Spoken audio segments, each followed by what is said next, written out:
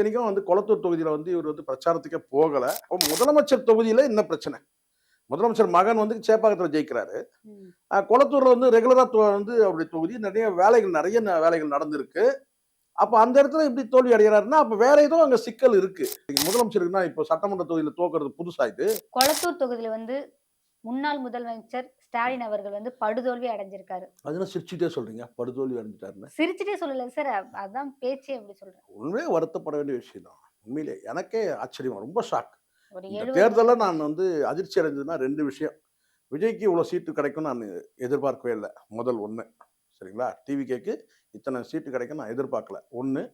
2வது வந்து அந்த அதிர்ச்சியிலே மிகப்பெரிய அதிர்ச்சி என்னன்னு கேட்டீங்கன்னா, ஸ்டாலின் வந்து தோல்வி அடைஞ்சது தான் எதிர்பார்க்கவே இல்ல. கொஞ்சம் கூட எதிர்பார்க்கவே இல்ல.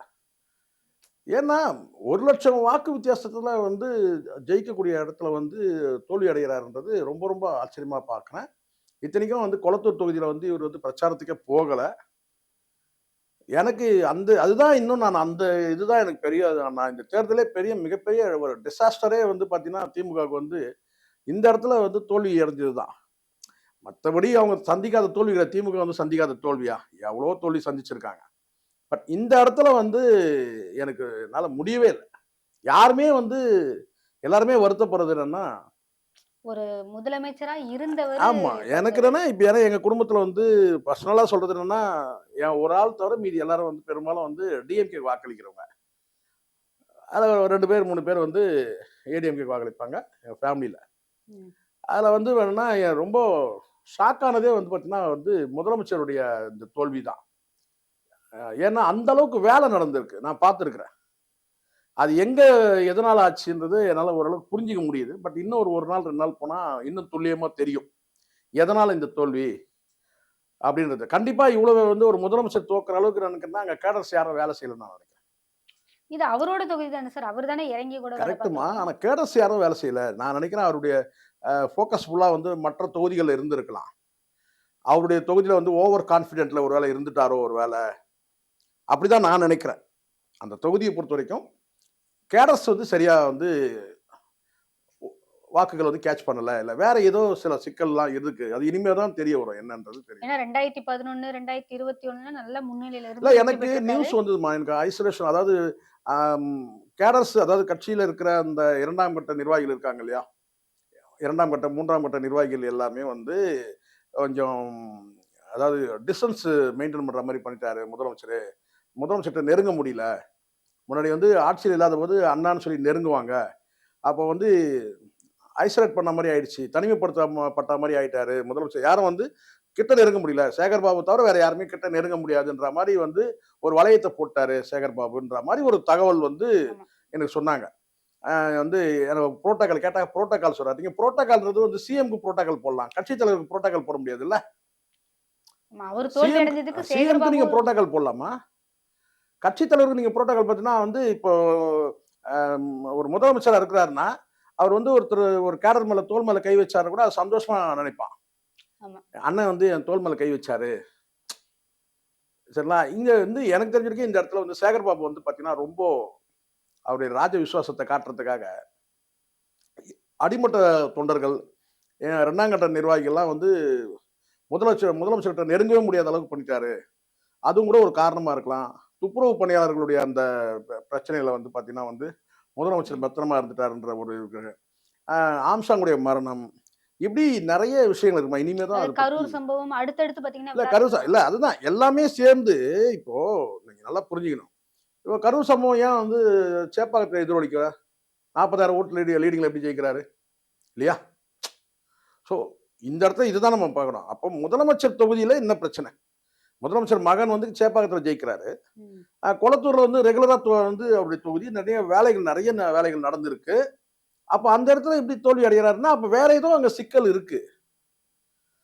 இல்லையா? ஆமா. தொகுதியில நான் செய்த நன்மைகள், பொதுநல திட்டங்கள் இதெல்லாம் தாண்டி வந்து அந்த இடத்துல வந்து முதலமைச்சர் வீக் ஆகுறதுக்கு காரணம் வேற ஏதோ ஒரு காரணம் இருக்கு. ஒண்ணு அந்த சொல்லுவாங்க இல்லையா? அந்த ம் துப்புரவு பணியாளருடைய அந்த பிரச்சனையா இருக்கலாம். அல்லது வந்து ஆம்ஸ்ட்ராங்குடைய மரணத்துல வந்து பார்த்தீங்கன்னா, தலித்துகள் வாக்குகள் வந்து ஒருவேள அந்த இடத்துல இருந்திருக்கலாம். இழந்துட்டாரான்றது ஒரு டவுட்டா இருக்கு. அப்படி கேட்டா சில பேர் சொல்றாங்க என்னன்னா, பொற்கொடி ஆம்ஸ்ட்ராங்கே தோத்துட்டாங்க. அப்படி சில பேர் கருத்து ஆனா வைக்கிறாங்க. அவங்க முதல் முறையா தானே சார் போட்டிட்டு இருக்காங்க. இந்த அதுதான் அது தோல்வி கூட சொல்றேன். இல்ல தோல்வி அது இல்லையா? வந்து நம்ம சொல்ல முடியாது இல்ல. இப்போ வாக்களிக்காம விட்டதுக்கு காரணம் வந்து சொல்ல முடியாது. வாக்களிக்காம போனதுக்கு காரணம்ன்றது வேற. அது வந்து அவங்க மனைவிக்கு வாக்களிக்கலன்றது அதுக்கு என்ன காரணமோ வெறும் தலித் வாக்குகள் பெற்றிருக்கலாம். நான் தலித் வாக்குகள் பெறாம வந்து போறதுக்கான வாய்ப்பு இருக்குல்ல. இருக்கு. தலித்துகளுக்கு தான். ஆனா இங்க வந்து இவரு தலித்துகள் வாக்குகள் பெறாம போயிருக்கலாம் ஒருவேள. நான் ஏன்னா நான் சந்தேகப்படுறேன். இதெல்லாம் காரணமா இருக்கலாம் ஒருவேள.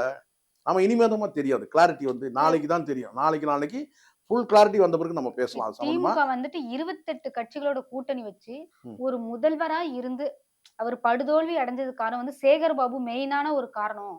ம். அப்படின்லாம் அந்த கட்சி வட்டாரத்துல அந்த இல்லம்மா அதுதான் நான் தொண்டர்கள்லாம் சொல்றேனே சொல்றாங்க. உங்களுக்கு. சேகர் பாபு வந்து ஒரு வளையத்த போட்டாரு. புரோட்டோகால்ன்ற அந்த வளையத்த போட்டாரு. புரியுதுங்களா? அப்போ வந்து உங்களுக்கு தெரியும்ல, இப்போ வந்து உங்களுக்கு ஏற்கனவே நான் பேசினது தான் இது. முதலமைச்சருக்கு யாரு ரொம்ப நெருக்கம்னு காட்டுறதுல அங்க பெரிய போட்டியே நடந்துச்சு. மாசுவுக்கும் சேகர் பாபுக்குமே வந்து நான் கடும் போட்டி. விசுவாசமா, நீ விசுவாசமா? என்னம்மா? நான் விசுவாசமா, நீ அதான் விசுவாசமா? யாரு வந்து ஜட்டிய துவைக்கிறதுன்றதுல தகராறு. அப்படி சொல்ட்டா உங்களுக்கு சந்தோஷம் தானே? இல்ல அமைதி படை நான் இல்ல சொல்றேன். அமைதி அந்த படை மாரி. படத்துல வந்து யார் ஜட்டி துவைக்கிறதுன்றது ஒரு தகராறு வரும் இல்லையா? அந்த தகராறு வந்து தள்ளுமுள்ளு ரொம்ப நடந்தது.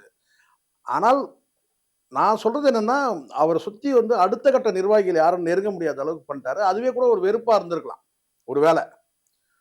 அதுவே வந்து பார்த்தீங்கன்னா வந்து முதலமைச்சர் மீது வந்து பார்த்தீங்கன்னா, முதலமைச்சர் நம்மகிட்ட நெருங்கவே இல்லையே!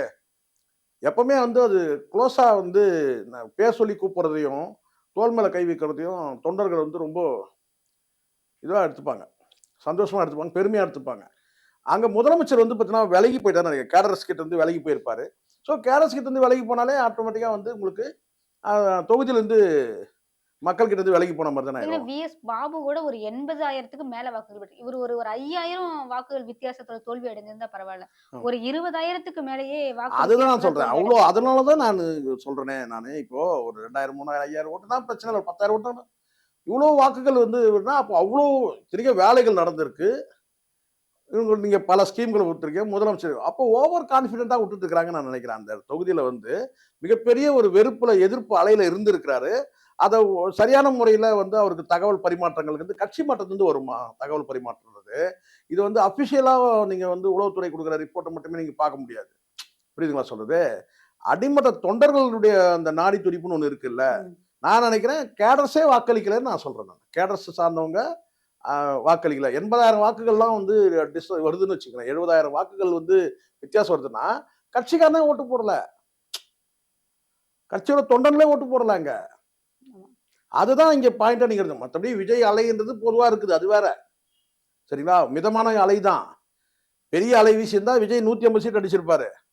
சார் இதுவே பெரிய இல்ல சார். இருபெரும் மாபெரும் கட்சிகள். பவள விழா பார்த்த கட்சிகள இல்லம்மா, வந்து நான் சொல்றது உங்களுக்கு அது புரியல. பவள விழா கண்டது அதெல்லாம் வேற. விஜய் இப்போ வந்து பார்த்தீங்கன்னா, மெஜாரிட்டி அடிக்கல. நீங்க இதெல்லாம் நீங்க பார்த்தீங்கன்னா வந்து அனுதாபலை வந்து ராஜீவ்காந்தி பீரியட்ல வந்து அனுதாபலை வீசுச்சு. அவர் படுகொலை செய்யப்பட்டபோது. அப்ப ஜெயலலிதா ஸ்வீப் ஸ்வீப் பண்ணாங்க. மொத்தமா வாஷ் அவுட் ஆயிருச்சு. டிஎம்கே மொத்தமே வரல. இன்னைக்கு 75, 74 சீட் இருக்குல்ல. அப்போ வந்து பார்த்தீங்கன்னா 2 தான்.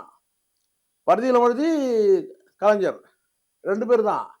அப்ப அத கம்பேர் பண்ணும்போது பார்த்தீங்கன்னா, இங்க வந்து விஜய் வந்து மெஜாரிட்டிலாம் அடிக்கல. அதனால தான் நான் சொல்றேன். அலை வீசுச்சு. அந்த அலை வந்து பார்த்தீங்கன்னா, நீங்க கரையில நிக்கும்போது கால வந்து தொடும் பார்த்தீங்களா? ம். அந்த அளவுக்கு தான் அந்த அலை வீசுச்சு. பெரிய அலை வந்து ஒரு சுனாமி அலை மாரியோ, ஒரு பெரிய பேரலை மாரிலாம் வந்து வீசி நம்மள தள்ளும் பாருங்க. அப்படி தள்ளியிருந்தா 150 சீட் அடிச்சிருப்பாரு. 160, 170 போயிருக்கும். அவ்வளவு வரலையே. மெஜாரிட்டியே வரலையே இன்னும். அட 130, 140 சொல்லுங்க வரலையே. அப்போ இது வந்து இந்த அலை வந்து பெரிய அலை. அந்த அலையிலேயே உங்களுக்கு வந்து 80,000 ஓட்டு நீங்க வந்து தோக்குறீங்கன்னா, பெரிய அலை வீசினா அப்ப என்ன ஆயிருக்கும்? நீங்க சொல்லுங்க. இதுக்கே 70,000 வாக்குகள் அப்போ கொளத்தூர் தொகுதியில வந்து முதலமைச்சருக்கு வந்து பார்த்தீங்கன்னா, கட்சிக்காரங்கள வந்து குத்திட்டாங்க. அதுதான் கட்சிக்காரங்க வந்து பார்த்தீங்கன்னா, அதுக்கு காரணம் வந்து பார்த்தீங்கன்னா, நான் என்னால சேகர் பாபுன்னு சொல்ல முடியும் ஓரளவுக்கு. ஏன் சொல்ல முடியும்னா, நான் கேள்விப்பட்ட வரைக்கும் நெறைய நான் ஏற்கனவே ஒரு மீடியால பேசியிருக்கேன். அத எவ்வளோ பேர் கேட்டாங்கன்னு தெரியல. அத நான் பேசியிருந்தேன். உடனே எனக்கு அந்த மீடியால இருந்து கூட வந்து ஒரு தகவல் சொன்னாங்க. சேகர் பாபு வந்து இப்படிலாம் பேசுறீங்க. இதெல்லாம் சரி கிடையாது, கிரி கிடையாதுன்னு சொன்னாரு. அப்படின்னு கூட அந்த மீடியால இருந்து எனக்கு சொன்னாங்க. நான் அத பத்தி கவலைப்படல. சொன்னேன் நான். எச்சரிக்கை பண்ணேன். அதாவது சேகர் பாபு வந்து என்ன செய்றாருன்னா, வந்து ஒரு வளையத்த போட்டு கட்சிக்காரங்க நெருங்க முடியாத அளவுக்கு பண்றாரு. புரோட்டோகால் நீ ஏன் இங்க வரன்னு சொல்லி கேட்கிறாரு. கட்சி கேடர்ஸ்லயே வந்து நீ ம். எதுக்கு இங்க என்ன வேலை உனக்கு? நீ ஏன் வர? முதலமைச்சர் கூட நான் தான் வருவேன். நான் தான் அவர் பக்கத்துல இருப்பேன்னு சொல்லிட்டு, அத முதலமைச்சரும் அந்த கேர் பண்ணாம விட்டாரு. சார் ஒரு சிஎம்மா இருந்தவர் வந்து சட்டசபைக்கே போக முடியாம இருக்கிறத பார்த்தா பாவமா இருக்கா? பாவம்லாம் கிடையாதும்மா. கடந்த காலத்துல இதெல்லாம் நாங்க அவங்க பார்த்தவங்க தானம்மா. ஏம்மா நீங்க சொல்றீங்க? முதலமைச்சருக்குன்னா இப்போ சட்டமன்ற தொகுதியில தோக்குறது புதுசா இது? 1008 தொகுதியில ஏற்கனவே வந்து கே. கிருஷ்ணசாமி கிட்ட தோத்துருக்கிறாரு. அதெல்லாம் வந்து 80கள் காலகட்டத்துல. ஏன் அப்ப தோத்துருக்காரு? ச 1008 வந்து கே. கிருஷ்ணசாமின்னு ஒருத்தர் இருந்தாரு. ம். சரிங்களா? அவர் வந்து கேஏகேன்னு சொல்லுவாங்க. அவர் வந்து 1008 தொகுதியில வந்து போட்டியிட்டு தோத்தாரு. ஒரு முறைக்கு 2 முறை தோத்தாருன்னு நெனைக்கிறேன். அதுக்கப்புறம் தான் வந்து கொளத்தூர் தொகுதிய வந்து புதிய உருவாக்கம் நடந்தபோது, கொளத்தூர் தொகுதிய உருவாக்கணும்போது வந்து இங்க வந்து ஐக்கியமானாரு கொளத்தூர் தொகுதியில. அதுக்கப்புறம் ரெகுலரா அதே கொளத்தூர் தொகுதியில போட்டியிடுறாரு. ஆனால் முதல்ல 2011 வந்து 1008 தான். 1008 அப்ப கே.ஏ. கிருஷ்ணசாமின்னு ஒருத்தர் இருந்தார். அவரு வந்து ஸ்ட்ராங்கா வந்து அங்க வந்து அவர ஜெயிக்க முடியல. அவர்ட்ட தோத்தாரு. அதெல்லாம் ஸ்டாலினுக்கு வந்து இது வந்து புதுசு இல்ல. எம்.எல்.ஏ. தொகுதியில தோற்கறது. ஏற்கனவே வந்து தோத்து இருக்கிறாரு. அது வந்து 1008 தொகுதியில வந்து தோத்தே இருக்கிறாரு.